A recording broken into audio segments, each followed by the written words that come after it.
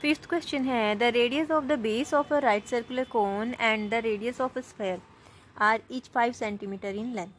तो right circular cone की shape ये ऐसी होती है बर्थडे कैप की जैसी। क्वेश्चन में गिवन है कि इसकी रेडियस दैट मीन्स ये r is equal to 5 centimetre और स्फेयर की radius r is equal to 5 centimetre. If the volume of the cone is equal to the volume of the sphere then the height of the cone. हमें इसकी height बतानी है, ये height of the कोन, और volume होता है right circular cone का 1/3 pi r square h, where r is radius and h is height, और स्फेयर का वॉल्यूम होता है 4/3 pi r cube, where r is its radius. So ये दोनों वॉल्यूम है वो इक्वल है आपस में। सो हम कंपेयर करेंगे 1/3 pi r square h is equal to 4/3 pi r cube. Pi cancel, 3 cancel, r square से इसकी 2 पावर्स कट जाएंगी, एक बचेगी। That means h is equal to 4 r is equal to 4 into 5 which is equal to 20 centimetre. So right option is option B 20 centimetre. Clear. Sixth question है if tan theta is equal to 5/2 then 4 sin theta plus cos theta divided by 4 sin theta minus cos theta is equal to. So trigonometry का है, बहुत ही easy way में हम इसे कर सकते हैं। यहाँ पर जो ये एक्सप्रेशन दे रखा है इस सारे एक्सप्रेशन को हम cos थीटा से डिवाइड करेंगे सो दैट कि हम एक्सप्रेशन की वैल्यू tan थीटा की टर्म्स में ला सके, क्योंकि यहाँ पे tan थीटा की वैल्यू दे रखी है। सो हमें यहाँ पे ऐसे टर्म लाने हैं जिसमें हम tan थीटा की वैल्यू को पुट कर सके।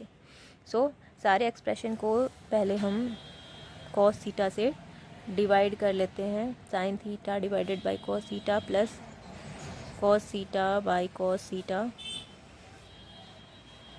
Upon 4 sin theta by cos theta minus cos theta by cos theta, क्योंकि न्यूमरेटर और डिनोमिनेटर दोनों को cos थीटा से डिवाइड करने पर एक्सप्रेशन की वैल्यू में कोई फ़र्क नहीं आएगा। सो ये cos थीटा 1 बन जाएगा, ये भी 1, और ये बन जाएगा tan theta that is equal to 4 tan theta plus 1 divided by 4 tan theta minus 1। अब हम यहाँ पर वैल्यू पुट करेंगे tan थीटा की, 4 into 5/2 minus 1 divided by 4 into 5/2 plus 1 minus 1। So that is equal to 4 5 ज़ा 20 plus 2 divided by 20 minus 2 is equal to 22/18 that is equal to 11/9. So option A is correct.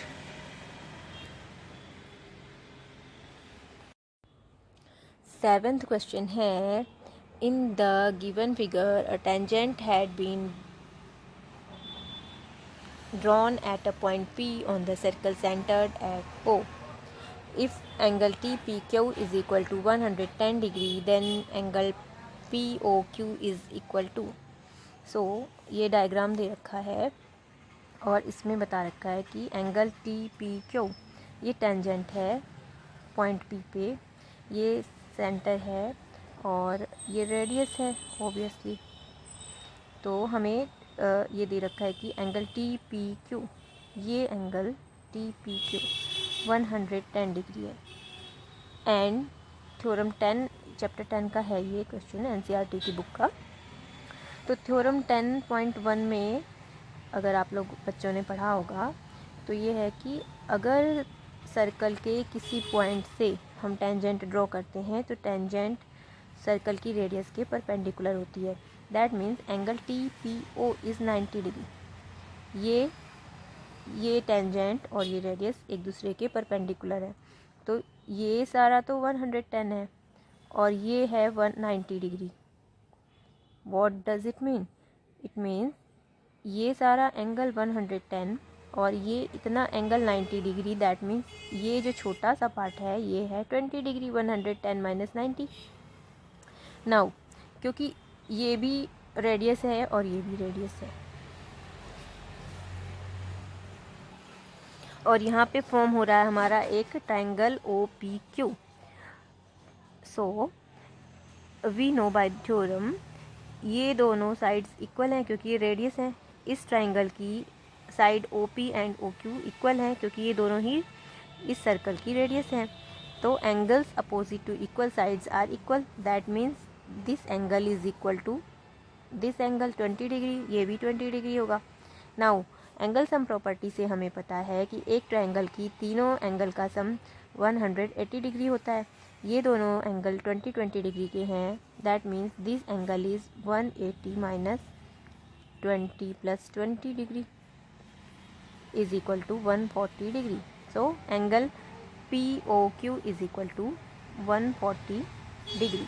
Option C is correct answer. 8th question है a quadratic polynomial having zeros -√5/2 and √5/2 is. So बच्चों यहाँ पे सबसे पहले हम देखेंगे roots दे रखे हैं, ज़ीरोज़ दे रखे हैं।